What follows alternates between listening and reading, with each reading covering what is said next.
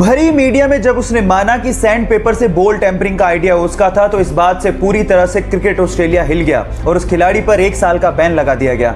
उस 1 साल में उसकी बहुत बदनामी हुई और उसे लगने लगा कि क्या वो कभी टेस्ट क्रिकेट खेल भी पाएगा, लेकिन क्रिकेट के लिए उसने अपने पैशन को कम नहीं होने दिया। फाइनली 2019 में इंग्लैंड के खिलाफ उसे एशेज खेलने का मौका मिला, लेकिन जैसे ही वो बैटिंग के लिए उतरा, वहां के लोगों ने उसे सैंड पेपर दिखाकर चीटर कहना शुरू कर दिया और रोते हुए मुखौटे लगाकर उसे चिढ़ाना शुरू कर दिया। लेकिन उसने आलोचकों को जवाब अपनी बैटिंग से दिया। उसने दोनों इनिंग्स में शतक ठोके और साथ ही साथ पूरी एशेज में 774 रन बनाकर यह साबित कर दिया कि चैंपियन गिरते जरूर हैं लेकिन डरते नहीं।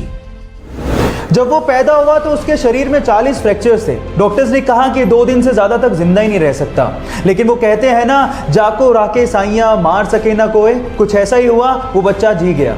फिर डॉक्टर्स ने फाइनली उसका इलाज शुरू किया, लेकिन पेरेंट्स को कहा कि प्लीज आप अगले 6 महीने तक इसको हाथ मत लगाइएगा, क्योंकि उसको हाथ लगाती उसकी हड्डियां टूटने लगती थी। फाइनली ये 15 साल का लड़का, जिसके शरीर में टोटल 140 फ्रैक्चर है, जिंदा दिली की मिसाल है। वो अमेरिका का एक फेमस रैपर और एक मोटिवेशनल स्पीकर भी है।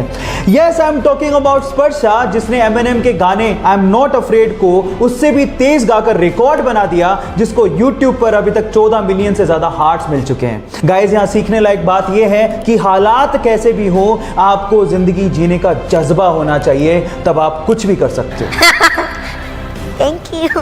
वो हरियाणा में एक सरकारी कर्मचारी था। उसके बाद उसने रिटायरमेंट लिया, लेकिन रिटायरमेंट के बाद उसकी जिंदगी पूरी तरह से बदल गई। वो डिप्रेशन का शिकार रहने लगा। उसे physical problems, medical problems, mental problems तक होने लगी।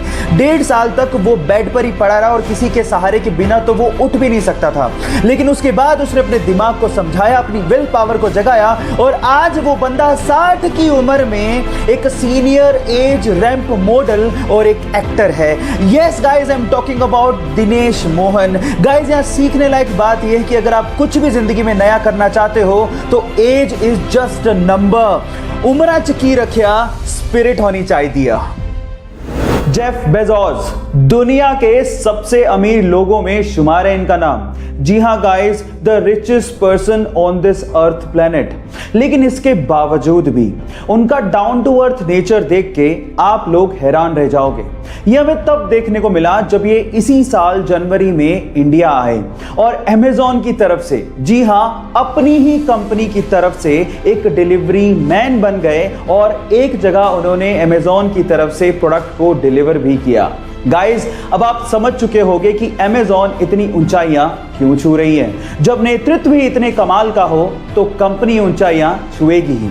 आपकी जानकारी के लिए मैं आपको बता देता हूं कि अमेज़न एक ऐसी कंपनी है जो कि कस्टमर सर्विसेज को बहुत ज्यादा तवज्जो देती है और कस्टमर्स को